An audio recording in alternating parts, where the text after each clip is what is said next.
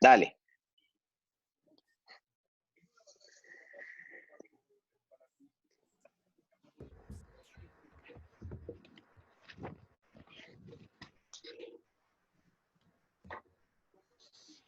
Ya. Bueno, vamos a empezar a hablar sobre mano traumática. Es importante tomar en cuenta que esta es una lesión muy compleja y que, bueno, tenemos que tomar en cuenta muchas cosas. Esta exposición nos vamos a basar en ciertos parámetros que hay que tomar en cuenta para la valoración, más que hablar de fracturas específicas o de lesiones específicas con las que pueden cursar este tipo de lesiones. Entonces hay que tomar en cuenta que la mano traumática va a constituir el 1.5% de visitas a la emergencia y que de todas estas lesiones de la mano que pueden estar en un contexto laboral, deportivo, traumas por aplastamiento o traumas de alta energía, 5% de estas fracturas van a ser expuestas. Y su severidad va a depender de ciertas cosas como el mecanismo de lesión por el que se produjo la lesión, la localización y el patrón de fractura y sobre todo el compromiso de tejidos blandos para su posterior cobertura. Eso es importante tomarlo en cuenta. En cuanto al riesgo de infección, es algo que debemos tomar en cuenta, sobre todo en aquellas lesiones expuestas, ya que como ya hablaremos un poquito más adelante, lo que nos interesa en la mano es más bien las partes blandas y la cobertura. Y bueno, la parte de la función que también es importante tomarlo en cuenta. Entonces, varios estudios nos dicen que tiene riesgos de infección bajos. Eh, Swanson nos dice que tiene un 6% de riesgo de infección. Capo nos habla de 1.4% y Schenkeren hace un estudio de 634 pacientes y aquí sí le divide con Gustillo. Les Gustillo 1 y 2, un 8% de riesgo de infección. Les Gustillo 3, el 12.7% de infección, que es más o menos lo que nos reporta este otro autor, Manlang, que nos dice que tiene un riesgo del 11%. Hay que tomar en cuenta que todas estos pacientes recibieron antibiótico terapia y un lavado de la lesión, ya sea en la sala de emergencia o un debridamiento quirúrgico como tal en quirófano. Todo esto nos habla de que si bien hay un riesgo, el riesgo es pequeño y dependiendo de la serie de casos y de cómo haya sido tratado inicialmente, pues va a variar mucho los porcentajes. Esto Correcto. también hay que tomar en cuenta por ciertas variables que va a presentar nuestras lesiones. Hay que tomar en cuenta la anatomía, que zona está comprometida, el aporte sanguíneo de esta zona y cómo se compromete este aporte sanguíneo, la cobertura de partes blandas y la contaminación. Es importante saber que la mano en general es resistente a las infecciones y también es menos propensa a las infecciones dentro de una fractura expuesta, pero hay que tomar en cuenta todas estas variables que les acabo de mencionar para nosotros decir si es que tiene o no riesgo nuestro paciente de una infección. Entonces, en cuanto a la anatomía, la mano en general está constituida por 27 huesos y está dividida en 3 regiones, que esto es lo importante en cuanto a la anatomía en este momento. Vamos a tomar en cuenta el sector de las falanges, que son 14, el sector de los metacarpianos, que van a ser los metacarpianos que van a ser 5 y los 8 huesos del carpo. Todos estos con sus características anatómicas de cada uno y todos propensos a diferentes tipos de fracturas y de lesiones. En cuanto a la falange, tiene ciertas características. Lo que debemos tomar en cuenta primero es que están desprovistas de músculo. Prácticamente lo que tienen es una cobertura cutánea. Igual, la parte dorsal y palmar tienen varias diferencias. La parte dorsal, como podemos ver nosotros aquí, pues prácticamente es piel, una capa delgada de tejido celular subcutáneo casi inexistente por decirlo así, pero es muy delgada, y la parte de los tendones. Y ya llega al hueso, por lo que es bastante delgada. No así la parte palmar. La parte palmar tiene primero que la piel es un poco más gruesa, tiene más tejido subcutáneo y también tenemos fascias y los tendones. Es importante tomar en cuenta que hay una pobre vascularización, esto debido a que no hay mucha musculatura. Si bien hay vascularización y una red anastomótica, es más fácil que se comprometa esta porque no tiene musculatura. Y esta característica de la anatomía en cuanto a la cobertura hace también que sean mucho más susceptibles a lesiones que comprometan tejidos blandos y comprometan sobre todo la cobertura. Ya, ya, sigue nomás. Ya. En cuanto al metacarpo, tienen una morfología similar a las falanges y los trazos de fractura van a ser similares a estas, a pesar de que obviamente las falanges tienen lesiones óseas muy particulares. Igual, la cobertura dorsal es muy delgada, piel, tendones y una fascia. Igual, la parte palmar es mucho más gruesa, está provista de músculos, que esto es importante porque hay un aporte sanguíneo mucho más importante. Justo aquí se da la anastomosis del arco palmar y hay musculatura que también hace que haya un aporte sanguíneo importante. Aparte de que la musculatura hace que las fracturas sean un poco más estables. Podemos ver aquí que tenemos sobre todo los músculos lumbricales y los interóseos. En cuanto al carpo, el carpo, hay que tomar en cuenta que el carpo es una zona eminentemente articular. Casi todos los huesos tienen superficies de articular, no hay mucha musculatura y eso hace que haya, si bien hay una densa cobertura de tejido blando y el aporte sanguíneo por los músculos y por el tejido conectivo que está circundando esta región es importante también tomar en cuenta que los huesos están irrigados a través de los ligamentos, por lo que también este aporte sanguíneo puede ser frágil, sobre todo en algunos huesos muy particulares como puede ser el escafoides.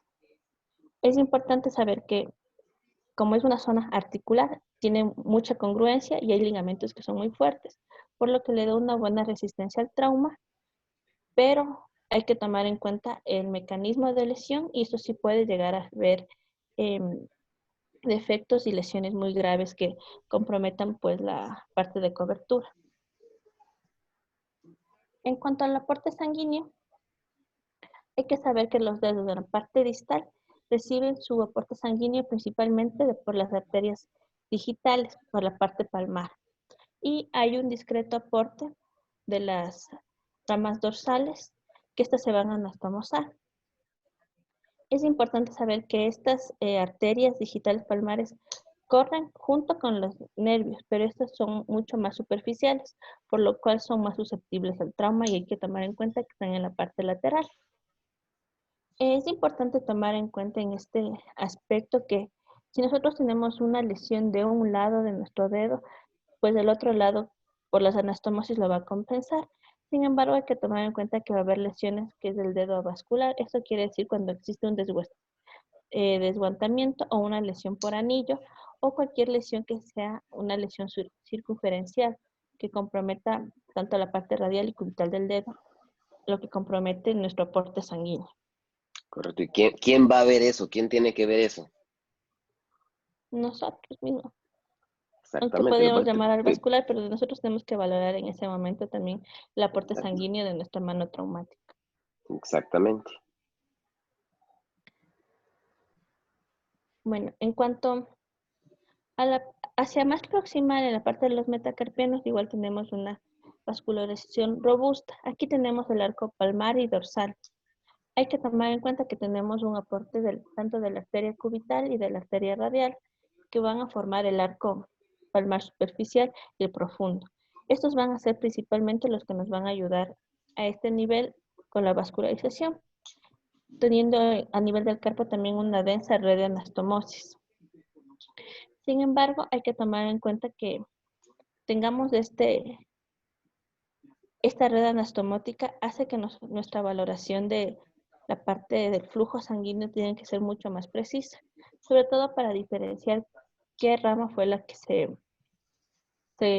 comprometió, ya sea la arteria cubital o la distal, o la radial. En cuanto a la cobertura de partes blandas, hay que tomar, como ya les había comentado, la parte palmar tiene una piel gruesa, mucho más resistente a las lesiones expuestas. Sin embargo, hay que tomar en cuenta que nosotros vamos a tener tres tipos de mecanismo de lesión y eso es lo que nos va a determinar qué tipo de compromiso cutáneo y vascular vamos a tener. Va a tener una laceración o lesión penetrante. La otra es el aplastamiento, sobre todo eso es importante en el Cruz síndrome y las lesiones por avulsión. En cuanto a la clasificación, pues tenemos varios esquemas.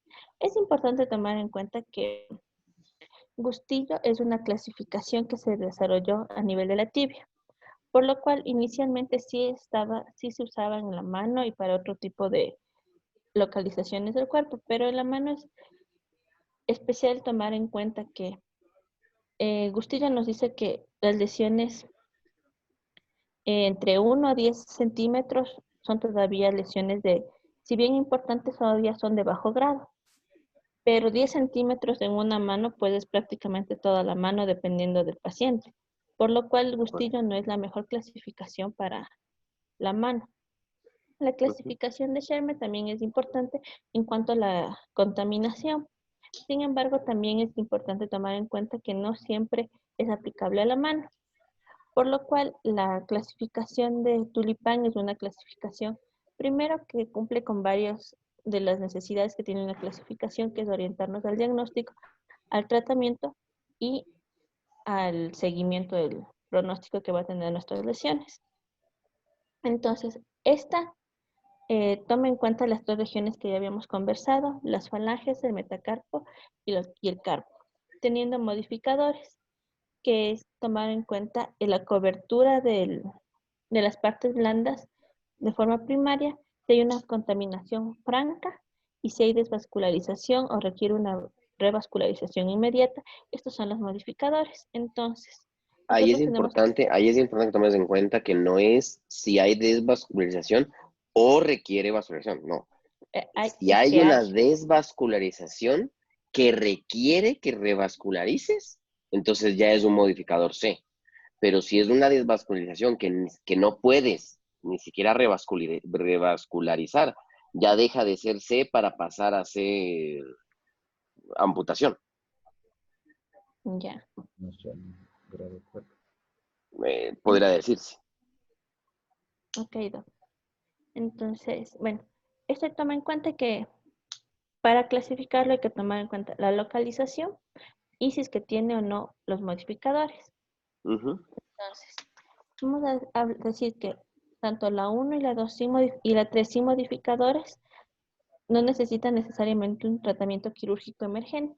Lo que sí necesita es antibiótico, un lavado. Bueno, en el artículo del que me basé decía que incluso el lavado puede ser en la emergencia, pero Ujú.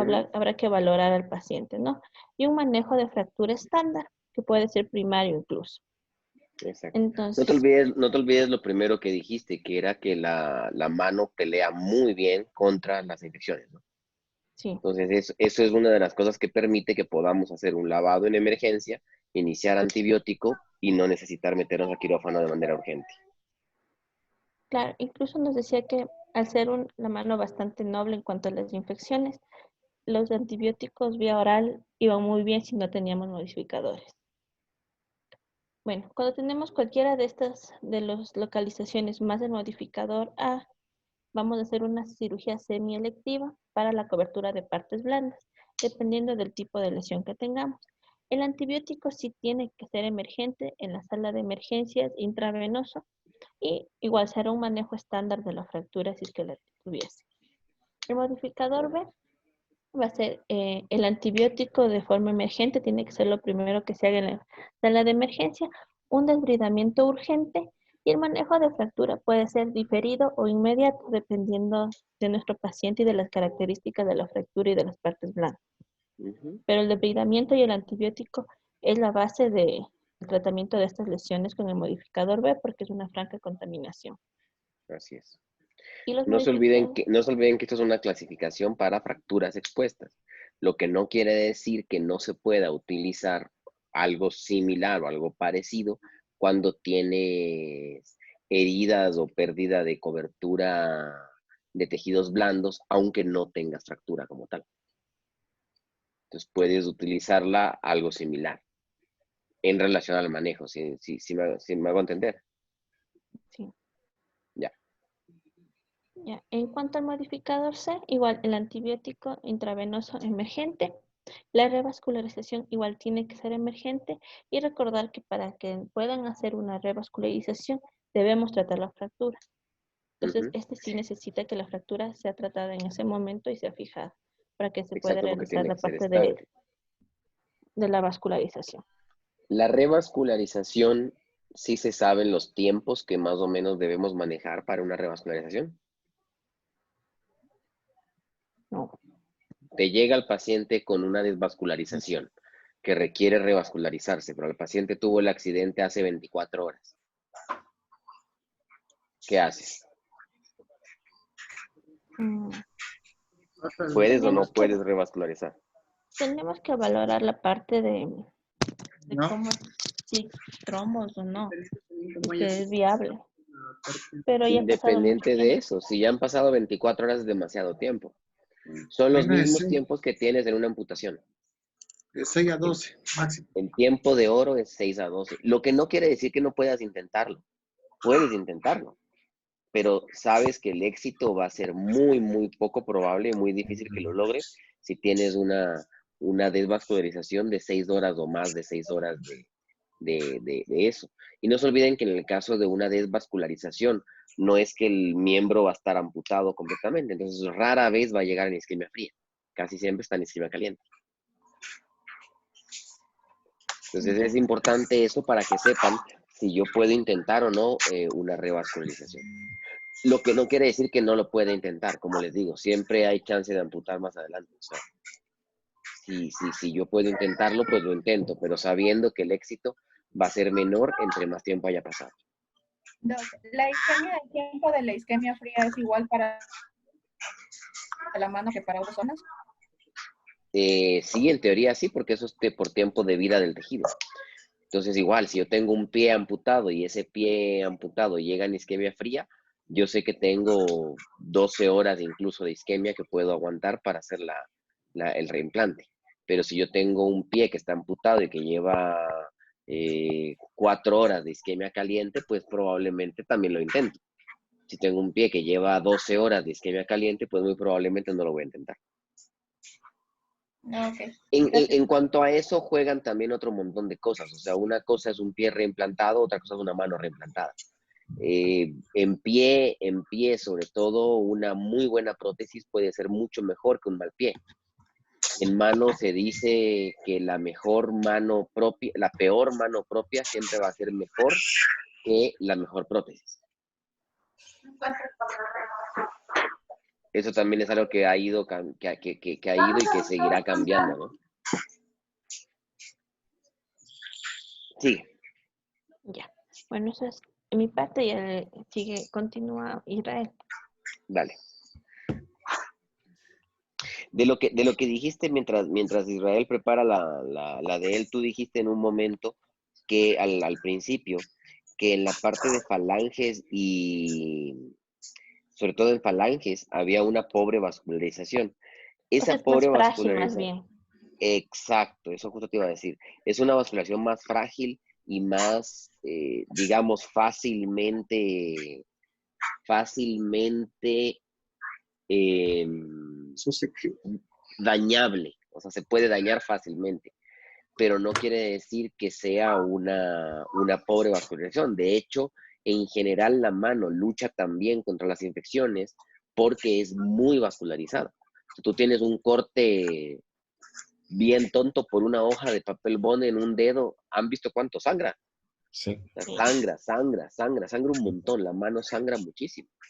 De hecho, esa era una de las razones por las cuales incluso mucha gente todavía no le gusta y no usa Walland, porque dicen que igual a pesar de la epinefrina sangra mucho, lo cual pues, los que han operado conmigo ya saben que tampoco es tan cierto, porque el Walland sí te permite, sí hay sangrado, pero te permite funcionar muy bien. Ujú. ¿Estás, Isra? Y puede ser Walland y torniquete. No sé si se ve la pantalla. Pues la idea del Walland es no torniquete, ¿no? O sea, de hecho es sin torniquete y esa es justamente la idea más más importante, pero ¿podrías utilizar Wallant y poner un torniquete? Sí, sí podrías, pero ¿para qué le pones torniquete si ya le estás poniendo epinefrina? Ujú. Si tú vas a utilizar anestesia local con torniquete, pues no le pongas epinefrina. Ya, Le haces un bloqueo local y le pones torniquete. Que también es relativo, porque una de las ventajas de no usar el torniquete es justamente el hecho de que si yo no uso torniquete, tengo la tranquilidad de que no voy a,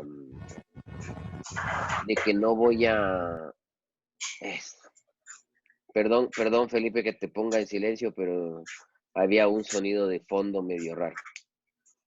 No, pero no es miedo. Pensé. No, sí, Igual cállate. fue igual, ya está en silencio. Entonces, el asunto es, si yo estoy utilizando un torniquete, el torniquete duele. El torniquete te va a generar dolor, porque te genera, incluso te genera isquemia. Entonces, la idea, o sea, el usar un torniquete en vivo. ¿Les han tomado la presión alguna vez a ustedes? Sí, ¿no? Sí, ¿Molesta o no duele molesta? horrible. Duele horrible. ¿Y cuánto se demora en que te tomen la presión? 1 minuto. Ujú. Imagínate esa misma presión en tu brazo durante media hora. No se diga si te demoraste en la cirugía. Entonces, cuando a veces, por ejemplo, yo tengo un Walland y yo veo que no me está funcionando bien y que me está sangrando mucho y tengo que controlarle el proceso, lo que yo hago es que le coloco un torniquete, pero a nivel del antebrazo, porque el antebrazo tolera mucho más la presión que el brazo en sí. Pero incluso eso es doloroso, entonces realmente no vale la pena el pensar en hacer eso. O sea, si ya uso Walland, es justamente para no usar torniquete. Dale, Isra. La pantalla. ¿Sí? Sí.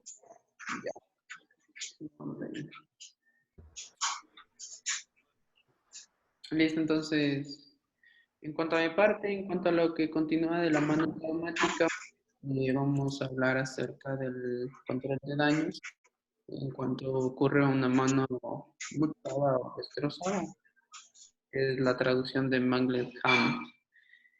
Entonces, una mano de este tipo se describe como un daño significativo a múltiples estructuras que amenaza la función o la viabilidad de la extremidad. Como dijo Eri, los mecanismos de lesión, en este caso, son de alta energía e incluyen una trauma cortante, un aplastamiento o una fusión. Afortunadamente, el 5% de las fracturas de la mano son de este tipo, son expuestas y la mayoría de ellas no amenazan la extremidad. Cuando tenemos una mano del tipo mutilada o destrozada, le ponen al cirujano un plan de o salvar la mano o amputar la mano. Sin embargo, la premisa importante aquí es la vida antes que la extremidad. Pero esta decisión es una dificultad para el cirujano, más que nada porque debe considerar todas las lesiones y está obligado también a considerar todas las lesiones quirúrgicas que tiene antes de realizar una reconstrucción o una amputación. Es entonces, en este caso, este tema lo que vamos a revisar acerca de cómo manejar primariamente la lesión para luego pasar a la reconstrucción. Es una perspectiva general del tratamiento, ¿no? Entonces, en la evaluación inicial, obviamente, cuando entramos en una parte de emergencia, digamos así, al paciente, pues lo primero que se debe ver, como que vamos, la potencia y la vida antes que la extremidad, pues la evaluación inicial va a ser encaminada en cuanto a la TLS. Se prefiere, cuando vemos una mano destrozada, no usar ningún tipo de técnica. En este caso, lo que intentamos es preservar adecuadamente esta extremidad que está amputada o bien desvascularizada. Envolver, dice que el manejo inicial debería ser envolver en una cosa húmeda o con unos depósitos haciendo presión. Pero sin embargo, cuando ya vemos una extremidad amputada, la intención también es envolver en una gasa húmeda, colocar en una bolsa de plástico Está en otra bolsa de plástico, pero con hielos. La isquemia caliente, de lo que decía este artículo, es de 12 horas para los dígitos y de 6 horas para los últimos humanos. El trasplante puede ser realizado en este sentido hasta 94 horas para el dígito y hasta 54 horas para las lesiones más proximales. Ya cuando tengan los... De hecho, ese récord que pones ahí, devuélvele una diapositiva. Ese récord que pones de 94 horas un dígito y 54 horas por una mano. Eso sería en isquemia fría para empezar, con toda seguridad, y son de esos casos 1 en 1.000.000. Sin embargo, ese récord ya fue roto, y fue roto por unos estudios chinos. Ya ven que estos chinos, aparte de coronavirus, tienen un montón de cosas interesantes. Y una de esas es que ellos hacen unos estudios con un tipo de criopreservación, estudios en criopreservación de tejidos, con unos líquidos especiales y unas cosas especiales. Entonces, cuando tienes un paciente que es un paciente con múltiples traumas y obviamente no puedes operarlo de inmediato por el riesgo de vida del paciente, lo que ellos hacen es que criopreservan la mano amputada o el dedo amputado o cosas por el estilo, y han llegado a tener reimplantes exitosos después de más de 120 días criopreservando el tejido de esa manera. Pero obviamente son cosas que eso, no sé si algún día llegarán a nuestro país. Tedo, ¿en cuánto tiempo lo logró? Más de 120 días. O sea, ¿usted se ha reimplantado en más de eso? Sí, yo no. No, imposible. Lo que pasa es que eso, para eso tienes que hacer esta criopreservación especial que te digo que tienen estos chinos. O sea, no es una criopreservación en una fundita con hielo. Yo el Ya. reimplante más de mayor tiempo que he logrado, te diría que es de 12 horas probablemente. Pero le ha llegado tu sistema caliente con isquemia fría. ¿Cómo? Pero ha llegado como isquemia caliente todavía. Ha llegado en isquemia caliente y en ese momento lo hemos metido en isquemia fría para tratar de bajarle. Ya, pero 12 horas está aceptado entonces. 12 horas sí, lo que pasa es que no le intentes. Después de ese tiempo no se trata de que no vayas a intentarlo. Tú puedes intentarlo, pero quién sabe qué es lo que va a pasar. Ok. O sea, la idea de eso es, si tú tienes un paciente que llega con una isquemia caliente de 12 horas, tú le puedes decir, voy a intentarlo, pero la verdad dudo que funcione, pero lo intento. Y así, o sea, entre menos tiempo pase, pues mejor. También depende de cuestiones culturales, dice. También depende de Nuestro cosas culturales. paciente quiere que le preserven el miembro hasta Lo aunque que no se se pueda. pueda. Y después que Exactamente. ya se marque la zona de amputación, ya se hace otra cirugía, dice. Sí, aunque a veces es mejor psicológicamente hacer la amputación de inmediato, ¿no? O sea, por eso también juegan muchas cosas, juega el nivel educativo del paciente, juegan un montón de cosas, juega cómo le sucedió, juega el trabajo del paciente, juega el sexo del paciente, juega la edad del paciente, juegan un montón, ¿no? de cosas. Dale, sigue. Bueno, si es que esa extremidad ha llegado, bueno, ese paciente con su extremidad lesionada ha llegado al hospital, pues hay que verificar la hemostasia. Vamos a colocar, si es que encontramos una lesión vascular de tipo arterial, simplemente dice que no colocamos ningún tipo de torniquete, colocamos el dedo sobre el vaso sangrante por unos 10 minutos, o bien un apósito compresivo.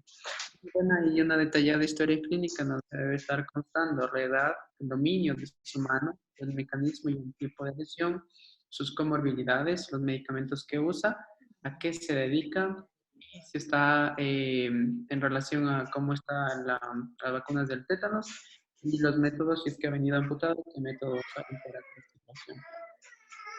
Y bueno, dentro de la parte del examen física, lo que ya les voy a explicar más adelante, vamos a hacer dos cosas: el examen físico, el examen vascular, el examen de laboratorio e imagen. ¿Qué es lo que tenemos que ver en el examen físico? Pues inspeccionar el tamaño, la profundidad y la trayectoria de la lesión. Vamos a palpar la estabilidad de la circulación, las actividades activas, y vamos a hacer un test neurológico, que es el test de discriminación a 2 puntos, que trata de más bien valorar si es que todavía esta parte de la extremidad tiene algo de inervación. El test positivo, digamos así, o normal, es cuando hay una discriminación a 2 puntos de 5 milímetros. Pasados los 10 milímetros ya hay una pobre inervación, y cuando no siente pasado los 10 milímetros, pues simplemente hay anestesia. Podemos hacer maniobras de tenodesis, que se llama cuando el paciente no puede realizar las órdenes que le damos. Entonces, la maniobra de tenodesis es para valorar la parte flexora y extensora de la mano. Cuando hacemos una extensión de la muñeca, pues flexionamos los dígitos, y cuando hacemos una flexión de la muñeca, los dígitos se extienden. Esto sería para valorar uno, la estabilidad, y dos, la indemnidad de la parte flexora y extensora de los dedos. Dentro del examen vascular, lo que queremos es evaluar el color, temperatura y turgencia de los dígitos, y evaluar también el llenado capilar, que debe estar entre los 2 y 3 segundos. Y tenemos que evaluar si es que hay pulso braquial, radial o ulnar.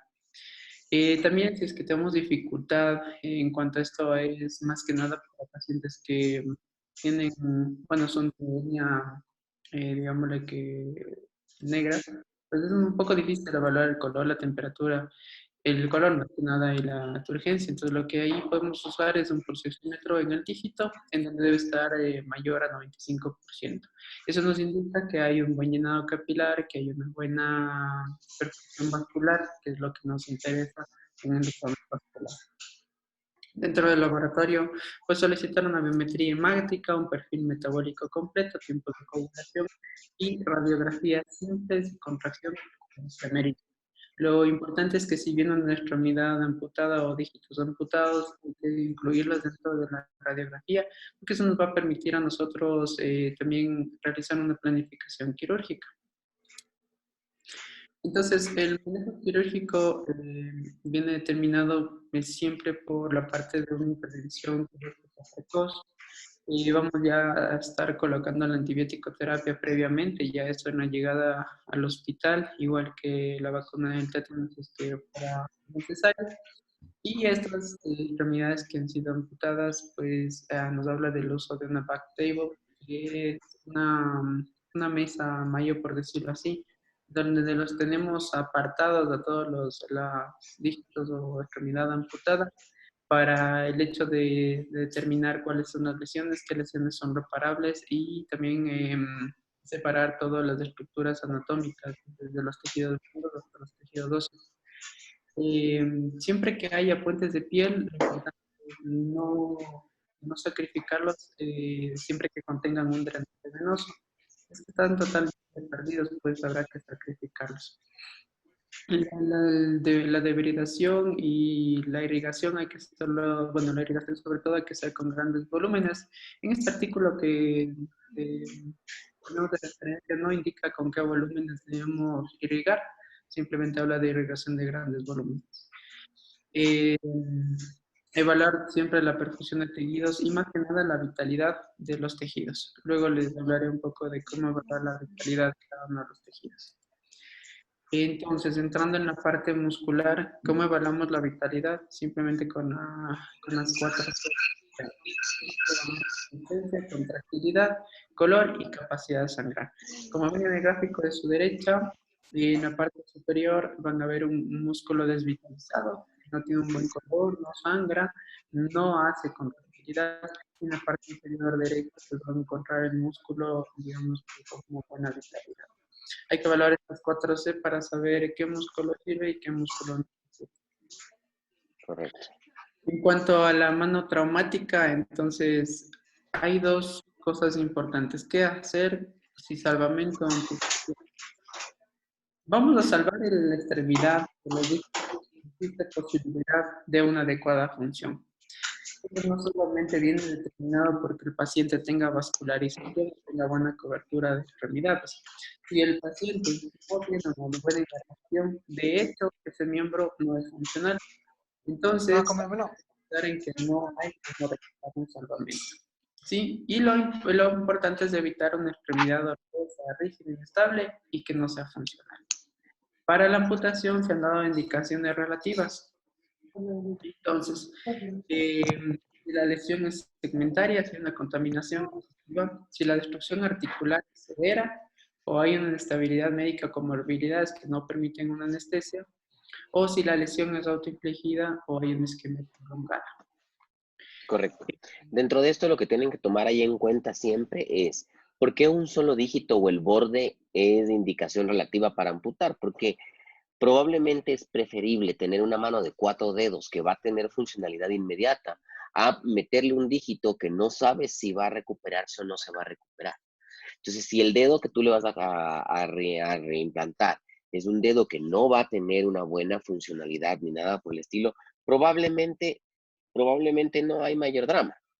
O sea, es mejor dejarlo solo con 4 dedos y listo. Pero, pues, esa es una de las cosas que pueden pasar. ¿Ya? Ok. Y en cuanto a cuando la lesión es el pulgar, Cuando la lesión es el pulgar, ese tienes que tomar en cuenta que ese no es el borde, ese es el dedo opositor. Entonces, el pulgar es el pulgar, el pulgar, el pulgar, el pulgar. O sea, pulgar es la mano. claro, ese es la mano. O sea, ese tienes que salvarlo todo lo que puedas. Y igual más adelante les damos las pautas de qué dedo salvar, por qué salvarlo y cómo reimplantar. Pero Correcto. bueno. Entonces, en el orden de reparación, hay dos tipos, ¿no? El uno es parte por parte y el otro es dígito por dígito. Entonces, en la técnica de parte por parte, lo que se hace es reparar o realizar un salvamento de todos los dedos, reparando cada uno de los planos de tejidos blandos, hueso, tendón, vaso, nervios, en ese orden. Y en el dígito por dígito más bien se repara todas las estructuras del dígito secuencialmente, pero priorizando su funcionalidad y los dígitos importantes para la reconstrucción. Esto habla de que reparemos siempre el pulgar y reparar el tercero y el cuarto dedo, que son los que nos van a permitir hacer pinza. No le da mucha importancia al segundo dedo porque aparentemente no es importante para realizar la pinza. El orden de fijación propuesto nos habla de 7 ítems. Primero, realizar o fijar la parte ósea. Segundo, los tendones extensores. Tercero, el aporte venoso. Cuarto, los tendones flexores. 5 arterias. 6 nervios. Y por último, la piel. Entonces, siempre Yo no recuerden... estoy de acuerdo en ese orden, realmente. Yo personalmente no lo hago así. O sea, yo sé que en el artículo lo dice, pero yo no lo hago así por varias razones y te las explico. El hueso como primero sí estoy de acuerdo porque necesitas tener una fijación estable, lo más estable posible, al menos que te permita trabajar. Si tú no has fijado hueso, no tienes cómo trabajar. Tendón extensor. Los tendones puedo dejarlos incluso diferidos para una segunda cirugía. Los tendones, no me voy a complicar la vida ahorita con hacer tendones. Tengo que salvar el dedo que estoy reimplantando o la mano que estoy reimplantando. Venas, sí son importantes, pero la vena no me va a llevar sangre. La vena va a sacar la sangre que estoy metiéndole a la mano para que viva. Entonces, para mí es primero hueso, segundo arterias. Una vez que he hecho las arterias, ya tengo un tejido revascularizado, ya tengo un tejido que va a recibir sangre y que va a mantener vida. Y me van a comenzar a sangrar las venas. Y en ese momento en que me comienzan a sangrar las venas, ahí haré como tercero las venas. Luego de haber hecho las venas, en que ya tengo una circulación restablecida en esa mano, ya tengo mucho más tiempo para estar tranquilo y ya con tranquilidad reparar nervios, reparar tendones y reparar piel. Ujú. Ese es el razonamiento que yo utilizo cuando hago eso. Entonces, hueso primerito, luego vascular y luego ya me voy por nervios y por tendones. Acá prefería las venas antes que las arterias porque decía que si ya se reparan las arterias, pues va a haber un flujo pulsátil y no va a tener una adecuada visión una adecuada visión para reparar el sistema venoso. Y es como Es, que habría un grupo que no tiene un retorno, simplemente es pulsátil, pulsátil, pulsátil y no va a haber retorno, entonces va a haber una congestión vascular. Antes dice que debe repararse arteria primero y después vena, porque ya reparar la arteria, después ya se puede ver la vena que está sangrando. exacto. O sea, de hecho, la vena te ayuda. O sea, el que le llegue sangre a la vena te va a ayudar a encontrar la vena. Lo otro es, los que han hecho, si es que en algún momento han tenido la oportunidad de hacer algo de microcirugía, y si no, espero que podamos. Mi idea era este año, ya no sé con todo esto que está pasando si podremos hacerlo este año o no, pero mi idea es hacerles un curso de microcirugía desde la Ecumano, que obviamente tendrá costo y toda la vaina, pero ya veremos cómo lo hacemos. Al menos microcirugía básica. Van a darse cuenta la diferencia de reparar una arteria con reparar una vena. O sea, por ponérselas con una relación, cojan un tubo de PVC y piensen en que tienen que unir un tubo con el otro sin que se les vaya a aplastar ni a unir una pared con la otra. Relativamente fácil, porque es un tubo que tiene una luz y que ustedes van a ver esa luz permanentemente. No va a colapsar fácilmente. Ahora, intenten lo mismo, pero no con un tubo, sino inténtenlo con uno de esos globos que Media. se infla, o con una media, exactamente, esa Una es. media. Intenten con una media a ver qué tan fácil es. En cambio, cuando ustedes tienen ya la vena con algo de sangre, ustedes le pueden ir soltando un poquito, le sueltan el clamp un poquito, y ese microclamp que van soltando hace que se vaya llenando y les permita a ustedes identificar dónde está la luz de la vena para poder repararla sin estar uniendo los dos lados, sin hacer que colapse la luz. Entonces, a mí me parece que es mucho más fácil y mucho más sencillo hacerlo de esa manera. Hueso, arteria, vena, y luego de eso sí, nervio, tendones y piel. Ya. Yo me imagino que tiene mucho que ver también con cómo se acomode cada uno. Si yo soy un microcirujanazo, que no me voy a demorar nada en reparar tendones, extensores ni flexores, y que no me voy a demorar nada en las venas, y que puedo hacer todo del fondo hacia arriba, que me va a dar más facilidad de reparación, pues probablemente por eso lo haré así. Pero yo no soy un microcirujanazo que tenga tan rápido la situación resuelta como para darme el chance de dejar las arterias en un quinto puesto. Ujú. Además que el que dejó las arterias en quinto puesto y reparó primero las venas, tiene que estar súper seguro de que sus venas quedaron perfectas para que la sangre que entra por la arteria se regrese de inmediato por la vena. Ujú. Sí, ¿Qué ventaja te podría dar este orden de poner las arterias en el quinto puesto? La ventaja que te puede estar dando es que al no tener sangre llegando a ese miembro amputado, vas a tener una disminución del edema. O sea, mejor dicho, no te va a aumentar el edema y te va a mejorar las cosas. Entonces, en ese sentido, probablemente, pero la verdad a mí no me parece. No, bueno, yo entré una vez a un reemplante de mano. ¿Ya? Entonces, pero bueno, fue con las dos especialidades, traumato y cirugía vascular. Entonces, lo que ¿Ya? hicieron es, obviamente, estabilizar el carpo porque se hizo una carpectomía de la primera fila. ¿Ya? Y estabilizaron la mano, o sea, estabilizaron la articulación.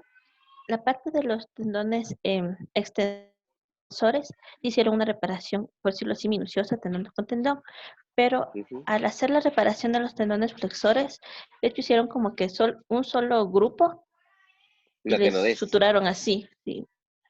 Como con todos, o sea, como haciéndole un muñón. Claro, dejaron toda la parte vascular para el vascular y se demoraron inicialmente, estuvimos 5 horas en quirófano haciéndolo primero. 5 horas sin sangre en esa mano. Sí.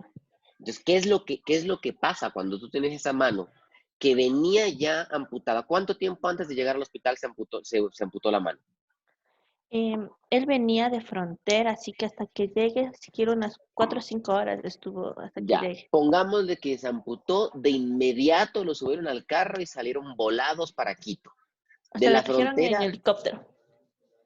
bueno, en helicóptero. Entonces, Ujú, en helicóptero se debe demorar, ¿qué será? 1 hora probablemente, no sé. ujú. 1 hora volado de la frontera hasta acá.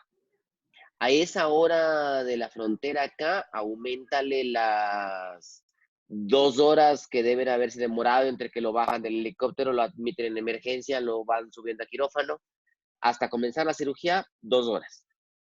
Más la hora que llevábamos ya, 3 horas. Ujú. Más 1 hora antes entre que lo sacaban de donde se amputó hasta llegar al helicóptero, 4 horas. Le aumentas a eso 5 horas de cirugía, ya son 9 horas de amputación. Si tú eres un cirujano de mano completo, que hace todo lo que puede hacer, que eso es lo que yo defiendo y siempre defenderé, tienes que ser un cirujano de mano con preparación en microcirugía. Y tú eres capaz de manejar eso, ¿qué haces? Llegas. Yo personalmente, yo no me meto a hacerle ninguna carpectomía. Yo le uno como esté. Le paso 2 clavos y listo. 15 minutos más tarde ya tengo la mano fijada en su sitio. ¿Qué Bueno, me la da eso de ventaja? Ya tendré yo tiempo para hacerle carpectomía, ya tendré tiempo para hacerle luego artrodesis, lo que sea. Bueno, lo que me explicaron era por la infección, porque fue por un machetazo y había mucha contaminación. Entonces, Si llevabas 6 horas de la contaminación, ¿necesitabas hacer carpectomía para eso? ¿O necesitabas hacer un no, buen lavado y nada solo más? fijar y limpieza Fijar, y limpiar, nada más. antibiótico. Exactamente, nada más. Entonces, en ese sentido, a mí no me parece que sea una excusa adecuada, pero pues, digamos que, digamos que podría ser. Hago la carpectomía, ya. Hago la carpectomía, me demoré 20 minutos en la carpectomía, demoré 15 minutos más en pasarle un par de clavos para sostenerlo. Ni siquiera necesito ponerle placa, no necesito ponerle tornillos. Par de clavos que me sostengan la mano ahí mientras revascularizo. Y yo mismo revascularizo. Ya no fueron 5 horas. Digamos que fue 1 hora en preparar todo para la revascularización. Entonces ya no fueron 9 horas de isquemia de esa mano. Eso ya fueron 4 horas de isquemia de esa mano o 5 horas de isquemia de esa mano. Entonces ya el resultado que voy a tener con mi paciente es un resultado diferente, porque tengo una mano con mucho menor tiempo de isquemia. Entonces yo por eso sostengo que sí, tú puedes hacerlo y puedes entrar tú como traumatólogo y llamar al plástico para que el plástico haga piel y puedes llamar al vascular para que el vascular haga vasos y si quieres llamas al neurocirujano para que haga nervios. Pero realmente, si tienes la preparación adecuada, ¿lo necesitas? Yo personalmente pienso que no. Y pienso que eso es ganarle tiempo al paciente, darle tiempo al paciente. Ya. Sí, Ujú. está bien. Nos va la arteria primero. Ahí va. No, pero es que estos toca hacerlo con microscopio, así se describe eso, microscopio. Microscopio Porque- a partir de las falanges. Ah, ya. Antes de las falanges, a nivel metacarpiano o a nivel de muñeca, con lupas suficiente. Ah, ya. Claro, porque Todo eso es. depende de los tamaños. O sea, si tú analizas, eh, si tú analizas el tamaño, más o menos una arteria radial es una arteria de 3 milímetros de diámetro. 3 milímetros de diámetro con lupas lo puedes hacer tranquilamente. Una arteria digital es una arteria de más o menos 1 milímetro dependiendo de la altura a la que sea la amputación. Puedes hacerlo inicialmente en la base de las falanges con lupas, si te animas, o puedes hacerlo con microscopio también. Hacia la parte distal, hacia la parte yo te diría que de interfalángica distal o punta de dedo, ya tienes que hacerlo con microscopio. Ah, ya. Sí, chévere. Cosa que tiene que saber Ya. manejar un microcirujano. Por eso es que un cirujano de mano tiene que saber microcirugía. Cirujano de mano que no sabe microcirugía no es capaz de manejar vasos sanguíneos, no es capaz de manejar nervios. Entonces pierdes muchísimo. Quedas siendo un ortopedista que hace mano en vez de ser un cirujano de mano realmente. Ya. Porque un cirujano de mano tiene que saber manejar colgajos, un cirujano de mano tiene que saber manejar implantes, Sí, sí, claro. etcétera. Ujú. Exacto. Sigamos. Bueno, entonces en la parte quirúrgica se describe realizar la reimplantación heterotópica o realizar piezas de repuesto. Así se resultó la traducción. Entonces, lo que habla aquí es de realizar o usar las partes no recuperables para extraer los tejidos que, o sea, de los dígitos que sean no recuperables, no reimplantables, usar esos dígitos para recuperar tejidos blandos, puede ser nervios, arterias, venas o a su vez ligamentos que permitan reconstruir otros dígitos que sí sean viables. Siempre la intención es reimplantar el dígito con menor daño. Hay que recordar, como les decía, que el primer dedo cumple el 40% de la función de la pinza en la mano y es el de mayor prioridad. Luego le sigue el tercer y cuarto dedos siguientes de prioridad y son los que van a proveer el agarre, la pinza y la posición. Son los que están descritos acá, por ejemplo, un caso de este artículo que describía que vino con amputación del segundo y el tercer dedo.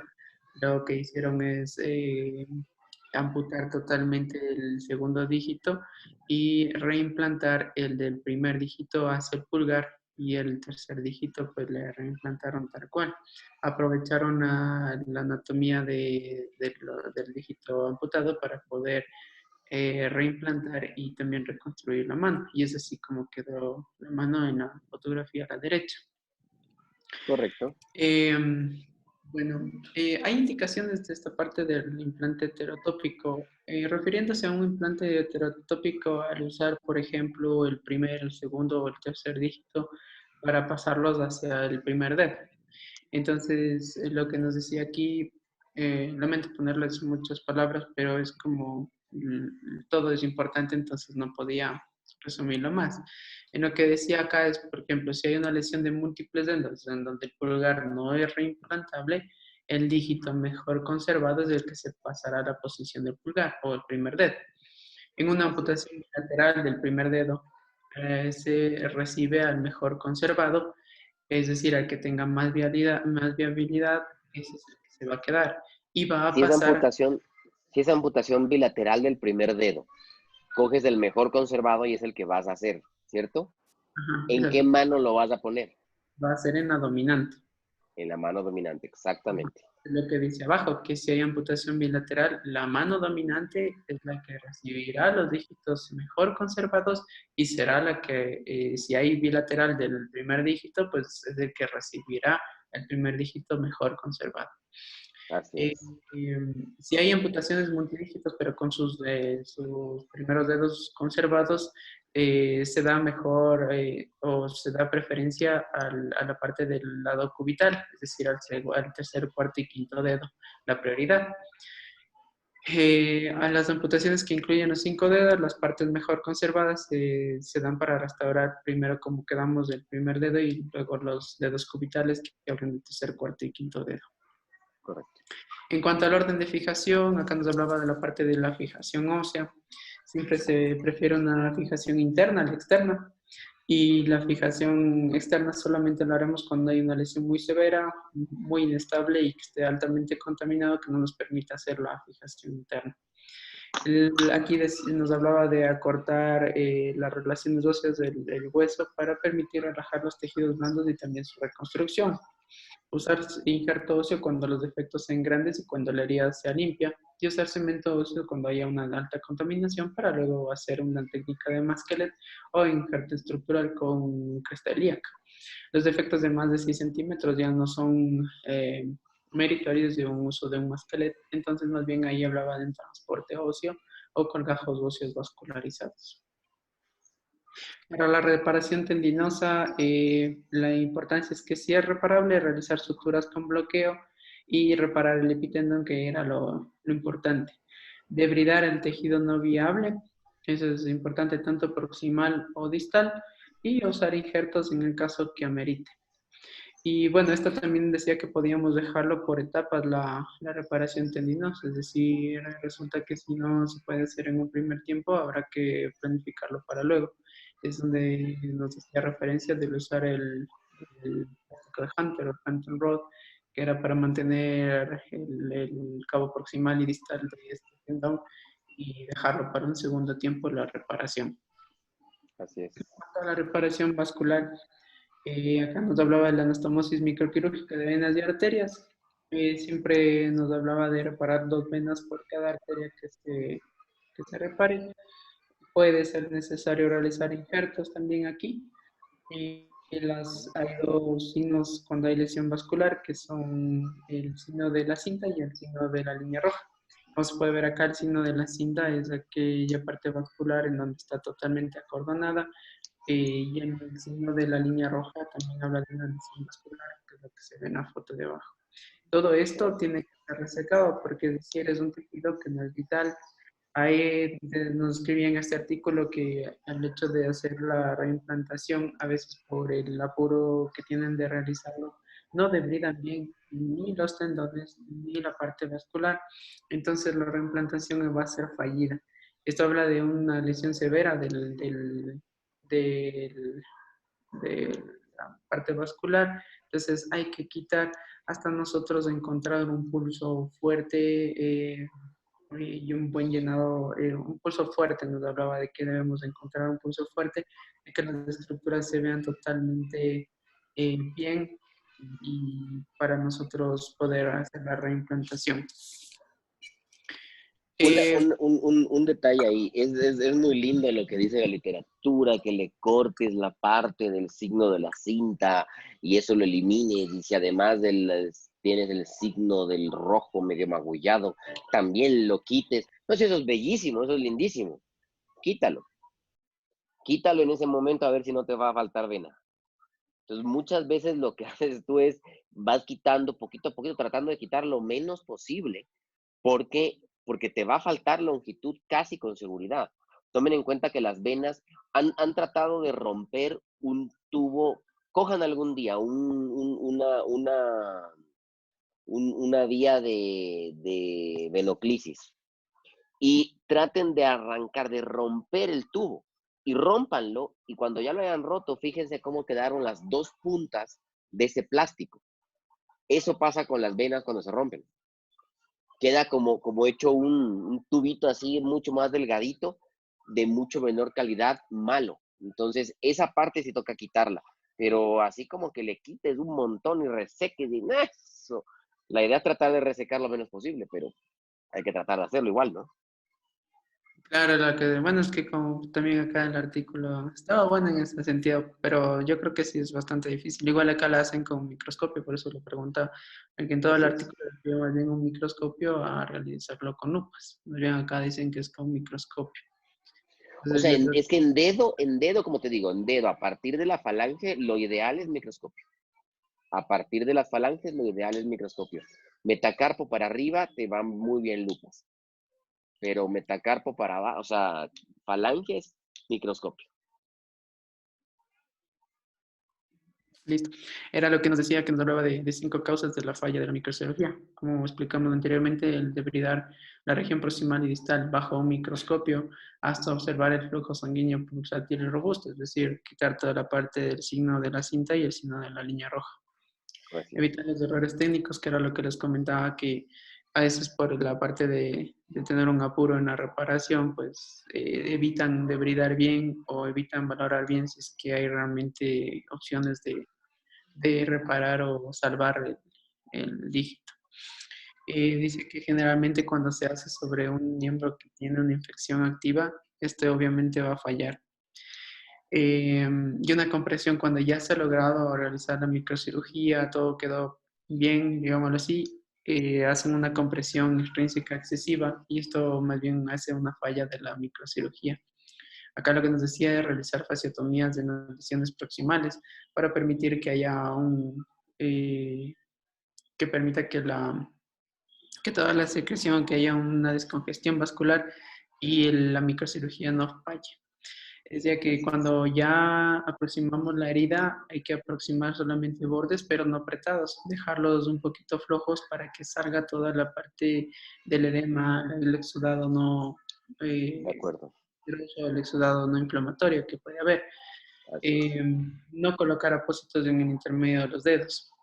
Y bueno, acá la otra falla, como les comentaba, era la falta de flujo venoso, que era lo que... Ese clásico apósito que les encanta, no estoy viendo mi pantalla, así que no sé si me están viendo, pero si me ven, han visto que le ponen una gasa así. ¿Sí me alcanzan a ver ahí o no? Ujú. ¿O no salgo en mi Los cámara? dedos digitales. Exacto. Le ponen las gasas así y le pones a este y a este. Agarren un trapo, una gasa, lo que sea, como estoy agarrando yo esto. Pónganselo ahí y luego doblen los dedos a ver si eso no les comprime la vasculatura de los dedos. Entonces, esas gasitas muy rara vez van a ver que yo las uso y les pongo, si acaso, una gasita y nada más.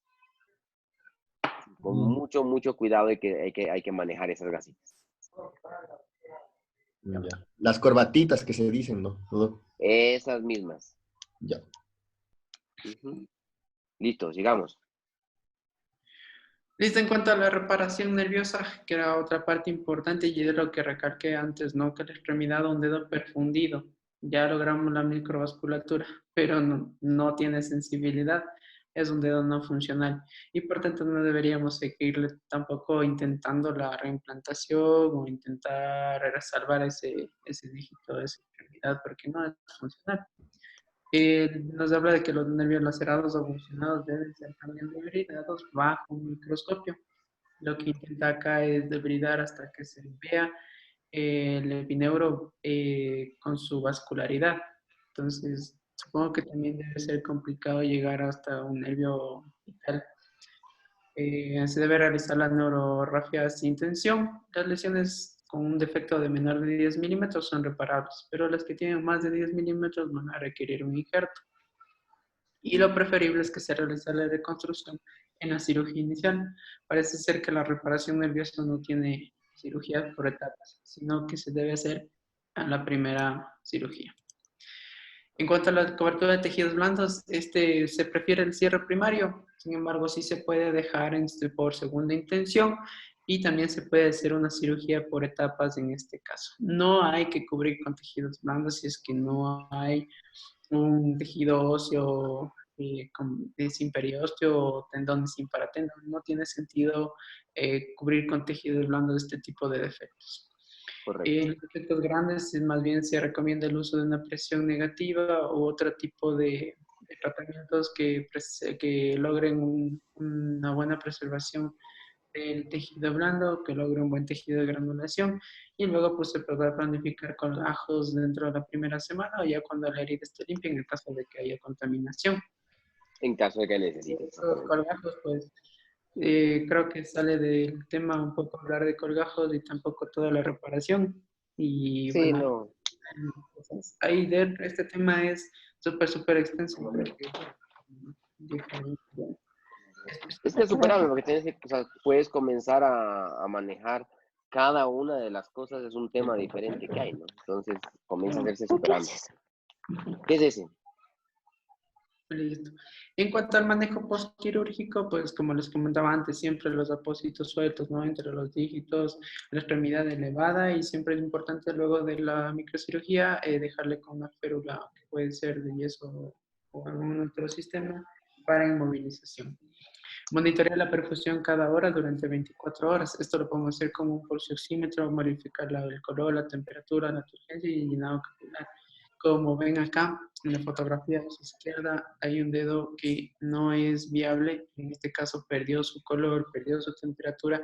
Y esto habla de que debe empezar nuevamente de reimplantar o buscar los errores técnicos que hayan llevado a que este dedo haya fallado. Ya le bajaron. Gracias. Chao, La Notita. fotografía a la derecha habla de un dedo que no fue reparado la parte venosa, entonces la cuestión vascular que sigue siendo viable, no dice que este dedo no sea viable, es viable, pero el edema y la congestión van a tardar un poco en ceder. Pero en todo caso, este es un dedo viable y el de la izquierda es un dedo no viable. En las Entonces, partes distales, de los dedos, ustedes van a tener una arteria que o sea, que es más fácil de reparar que la arteria, que la vena, perdón. Entonces, van a tener muchas veces que pueden lograr una reparación de la arteria, pero no van a lograr la vena. ¿Qué se hace en esos casos? ¿Crees que es un dedo que no vale la pena reimplantarlo? ¿Mejor lo amputo de inmediato o qué hago? no, o sea, sí hay que intentar, pues hay que valorar definitivamente todo, ¿no? Como les comentaba ¿Pero qué ahí. voy a hacer? No tengo vena. No importa, no dice que no sea viable el dedo porque no tiene vena, simplemente va a tardar más la función e incluso podemos hacer otro tipo de Es un técnica. bypass. Mentira. No, ninguna de las dos respuestas me gusta. Tengo una arteria que reparé, por ende va a llegar sangre. ¿Qué pasa con un tejido al que le llega sangre, pero la sangre no sale? Se dematiza. Se O sea, dematiza, igual se pone isquémico, porque la sangre llega, se acumula y no sale. Entonces ya esa sangre dio el oxígeno que tenía y marchó. Entonces tengo que sacar esa sangre de algún modo. Algo como ¿Ya? una fasciotomía, Doc. Algo como una Fasciotomía para drenar la sangre, fasciotomía. No, porque la fasciotomía no te drena sangre, para liberar la presión, ¿no? ¿no? Un Tengo dren. dos opciones. Un dren. ¿Cómo le pongo un dren en la punta del dedo? ¿Cómo hago para que salga ese dren de la punta del dedo? No sale nada. un sangrado controlado que hablaba también este artículo. Eso sí, un sangrado controlado es una opción. ¿Qué quiere decir un sangrado controlado? Que o sea, aplastar, bueno, en mis palabras, no lo voy a explicar más o menos lo que decía, que cojamos una aguja, puede ser, e ir pinchando en ciertos sitios del dígito para que haga sangrados, digamos que por goteos, algo así sería. Funciona, pero a la vez no funciona. ¿Por qué no funciona? Porque el pinchazo con la aguja es un pinchazo muy pequeñito que va a dejar de sangrar en 2 minutos o menos. Lo ideal y lo que hacen en países del primer mundo es ponerle una sanguijuela. Ah, sí, sí hablaba de eso, pero no sabía si era cierto. La sanguijuela le pones en la punta del dedo y la sanguijuela va a drenar esa sangre. ¿Cuánto tiempo tienes que mantener ese drenaje secundario, ese drenaje con sanguijuela o con otra cosa que ya les voy a decir ahorita? Hasta que la sanguijuela viva. La sanguijuela se suelta por sí sola y el dedo se vuelve a llenar. ¿Qué hago? Le pongo otra sanguijuela. ¿Cuánto tiempo le dejo a la nueva sanguijuela? Hasta que se caiga la sanguijuela, en efecto. ¿Cuánto tiempo tengo que estar cambiando las sanguijuelas? Hasta que ya exista un buen retorno. ¿Cuándo existe un buen retorno?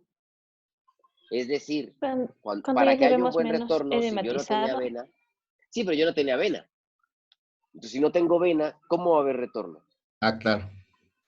Bueno, les cuento. Cuando no tengo vena y hago eso, hago un sangrado controlado con sanguijuela, es lo ideal. Primer mundo las tiene. Nosotros tenemos un montón de sanguijuelas en el oriente y un montón más de sanguijuelas en la En el en la Congreso. asamblea, en el Congreso, pero no tenemos sanguijuelas que nos sirvan en un ámbito hospitalario, lastimosamente. Tienen que ser sanguijuelas criadas y no tenemos crianza de sanguijuelas en el país. Entonces no tenemos sanguijuelas. Como no tenemos sanguijuelas, lo que hacemos es una escoriación profunda, ¿ya? Es decir, le hacemos un corte al dedo, le quitamos una lonja de piel para que sangre. Y las sanguijuelas pasan a ser ustedes, generalmente los de R1, pasan a ser las sanguijuelas. Entonces, cada 2 horas, ese R1 tiene que ir a la habitación del paciente y tiene que limpiar esa escoriación con una solución heparinizada para que siga, drena y drena y drena esa sangre. El problema es que, claro, le estás generando un sangrado grande a ese paciente. Pero eso es lo que tienes que hacer. ¿Cuánto tiempo? Más o menos 7 días. ¿Por qué 7 días? Porque en 7 días ya se ha formado lo que llamamos una neovascularización. Ya les voy a mostrar unas fotos de un caso que tuvimos nosotros en el hospital. Ya. Pero eso en A serio ver. toca cada hora la perfusión.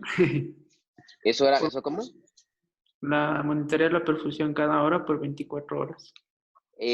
Cuando son reimplantes grandes, yo sí les pongo a que monitoricen cada hora, cada 2 horas, dependiendo de qué tan seguro quedé de mi reimplante, de qué tanto quedó mi vascularización y eso, pero sí les pongo a que revisen. No necesariamente medirle la saturación de oxígeno, pero sí verlo y ver si tiene llenado o no tiene llenado. Uh-huh. Dale, termina para mostrarles las fotos. Ah, ya, listo. Entonces, te voy a quitar la cámara o devuélvemela tú si puedes, porque es ya chévere. Y ya les comparto la mía. Dame un segundo. Necesito primerito salir de acá, exacto, para poderme ir acá y buscarlas. Ahorita estoy buscando las imágenes. Ay. Esto tiene que ser más o menos. Es que no sé por qué estoy.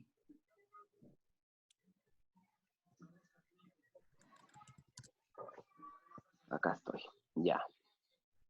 Exacto, entonces. Ese caso debe haber sido 2019, febrero más o menos. A ver, busquémosle desde enero del 2019, a ver si lo encuentro. Para que vean lo que es un sangrado controlado. Este fue un paciente que, bueno, una de las cosas que les iba a decir que vi que hacía falta ahí es el hablar acerca de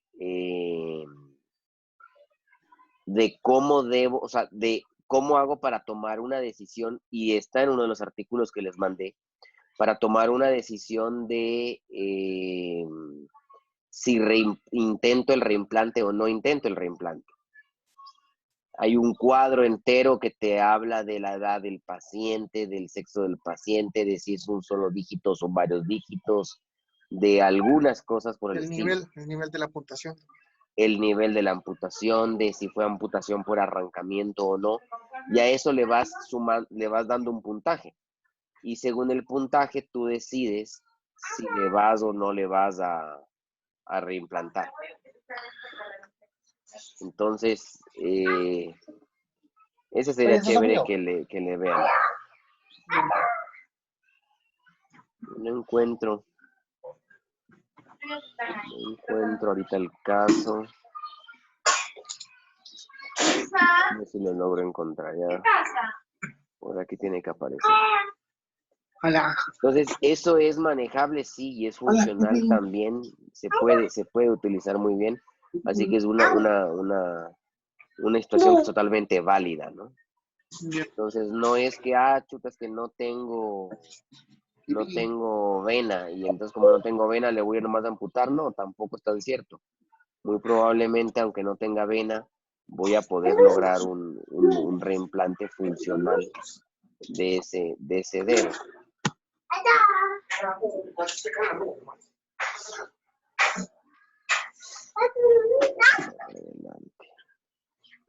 Aquí está. A ver. Ya, entonces, ahora volvemos por acá y les comparto ahora sí mi Así llegó el paciente, ¿ok? Ahí alcanzan, ¿sí ven? Sí, el tercer dedo. Ya, es el tercer dedo, exactamente. Ahí estaba. De hecho, en el hospital le usan de nombre el dedo de Bonais. Porque como no tenían hielo, le pusieron un Bonais al lado y pues la verdad es que funcionó. Este es ya el dedo reimplantado. A él le pude yo reparar arterias, pero no le pude coger vena. Entonces, si ven esto de aquí, esa es la escoriación. ¿Sí le ven? Miren esa escoriación y ustedes me dirán si sangra o no sangra. Entonces, la sangre llega, como no puede regresar, sale por aquí. Y ahí le vamos manejando. Este es el mismo dedo tiempo después. Estas son de las curaciones que le vamos haciendo. Y no, apaga todo, Dios. Y ahí ven cómo se le limpia y sangra. ¿Ya? Entonces, de esa manera yo mantengo el dedo. Aquí el dedo, si se fijan, está más pálido, más que morado, ¿cierto? Pero, y aquí ven cómo sangra. Se nota clarito. Entonces, ya recuperó su arteria, ya la arteria está funcionándole bien, pero el sangrado deja de funcionar. Hay otras formas de hacerlo y lo hacen a veces le quitan parte de la placa unguial para que sangre por el dorso. Son formas de hacerlo, pero la idea es esta, la idea es que sangre. ¿Ya? Y lo tienes que mantener así 7 días. Recién al 7º día le puedes quitar ya el sangrado. Entonces, esto siguió avanzando, siguió avanzando. Esta ya es otra fractura y otra cosa. Aquí lo tienen el dedo unos días después, todavía sigue vivo. El dedo sigue avanzando días después. Y si se fijan, sigue sangrando. Sí. Ya hasta gota cae, si ven.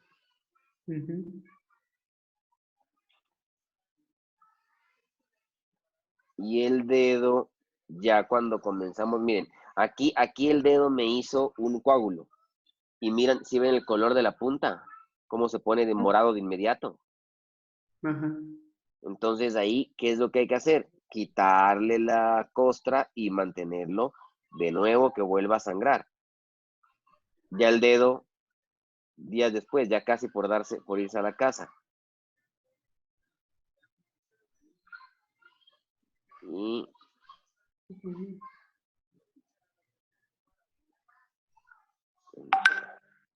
miren el color del dedo. Y miren, ya no está sangrando. Miren el llenado que tiene. ¿Sí ven? Súper. Tiene buen llenado y no está morado ni nada.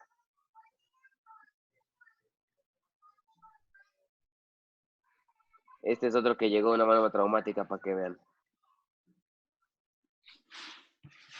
¿Y el resultado final de ese? El resultado final de ese dedo. Aquí esto fue en la consulta. Y ahí, lastimosamente, se fue de alta súper bien, con buen llenado, con todo chévere. Y después en la consulta, yo no sé si fue que en la casa estuvo en un ambiente muy frío, no sé exactamente qué fue lo que pasó, pero la cosa es que esta parte se terminó necrosando y terminamos perdiendo esa punta del dedo, a pesar de que iba bastante bien. Después que esa punta cayó, comencé a manejarlo ya solo con vaselina.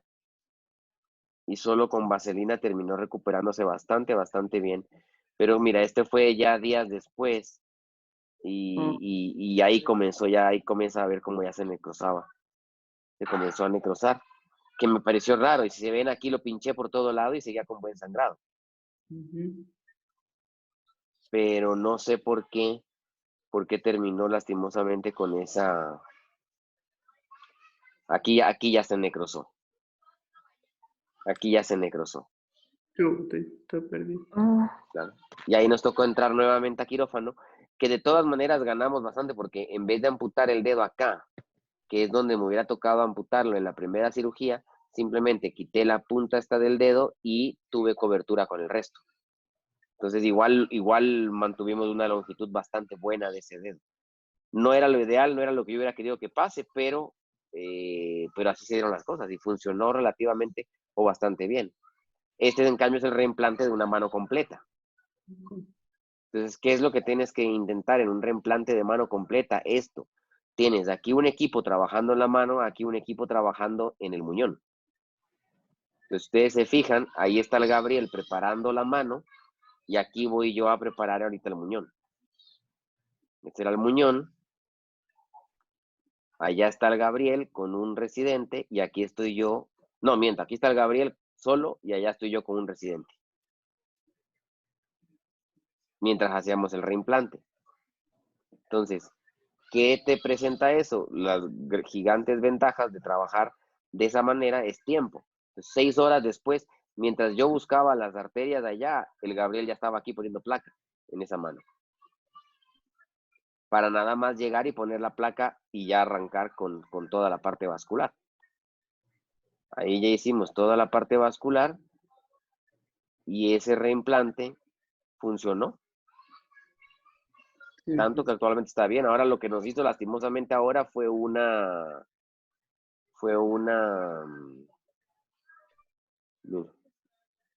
Contractura. ahí está sí, con sangre ya. sí. Lastimosamente ese reimplante lo que nos hizo ahora fue una pseudoartrosis. Una pseudo en la parte del radio y el cúbito donde se fracturó. Pero súper bien, o sea, ¿era eso o no tener mano? Súper bien. Entonces, esa es la situación más o menos. Chévere, ¿no? ¿Dudas, inquietudes? Doc, el manejo para la lesión en la punta del dedo. El manejo para la lesión en la punta del dedo, o sea, amputaciones de punta de dedo que no son reimplantables, Sí. ¿sí tú? Tienes que Sí. darle cobertura, no puedes dejar el hueso descubierto, tienes que anclar los tendones, si es que no están anclados, tienes que anclarlos para darle movilidad. Y ahí ya vienen un montón de formas de manejo, puedes hacer colgajos para darle cobertura, puedes hacer acortamiento del muñón para darle cobertura con piel, o yo actualmente he manejado varios pacientes simplemente con curaciones y cicatrización por segunda intención, con unos resultados bastante interesantes. ¿Hasta qué Déjame ver tamaño si la segunda tengo. intención, Doc? ¿Hasta ¿La qué lesión? tamaño? Sí, Lesiones porque decía completas. en una parte que si es mayor de 10 milímetros, la cicatrización por segunda intención no sería muy buena. ¿Qué te diré? Los 10 milímetros son 10 milímetros de cobertura como tal, pero no necesariamente esos 10 milímetros necesitan un tema de que le hagas colgajo o le hagas algo por el estilo. Déjame ver si encuentro acá una.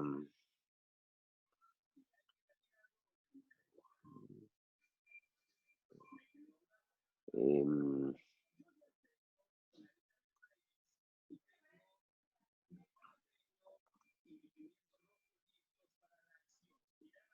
Doc, me llamaron a la emergencia.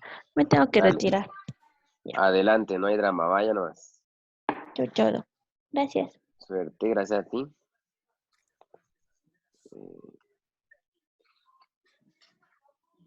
Eso, verás. Este paciente es un paciente al que le hice manejo por segunda intención en un pulgar. Veamos si tengo Él se amputó con una cadena de motocicleta, era una amputación más bien fea, ¿ok? Entonces, ya les pongo la pantalla. No tengo la exacta de cuando se amputó, pero así era como iba avanzando, ¿ya? A punta de curaciones con vaselina todos los días, ¿ya? Así estaba. Y la última foto que me envió en estos días, miren cómo está. Y eso es cobertura, solo cobertura por segunda intención, a partir de colocarle vaselina. Entonces, realmente puedes lograr y mantener longitudes interesantes solo con cicatrización por segunda intención. Es demorado, es complicado, es difícil lograr que el paciente, o sea, no es para cualquier paciente, pero funciona muy bien en general. Y riesgo de infección también, ¿no, Doc? Riesgo de infección, por eso es que no es para cualquier paciente, porque si es un paciente que te hace caso y que hace las cosas bien, no se infecta, pero si es un paciente que no hace las cosas bien, se puede estar infectando con relativa facilidad. Claro. Ajá. Bueno, Gracias, Doc. nos vemos entonces. ¿Mañana tienen clase o no? Mañana, sí, creo que es con el doctor. Mañana es Casares. jueves. Con el Sí, doctor con el Casares. doctor Casares, sí. Ya, si pueden, mándenme el tema para... Bueno, no, ya les abro igual el link más bien y les aviso. Ya les mando por el chat. De Listo. fracturas de calcáneo. Ya les mando por el chat el link y listo. Gracias, Doc. Ya pues, suerte, gracias a ustedes, que les vaya muy bien.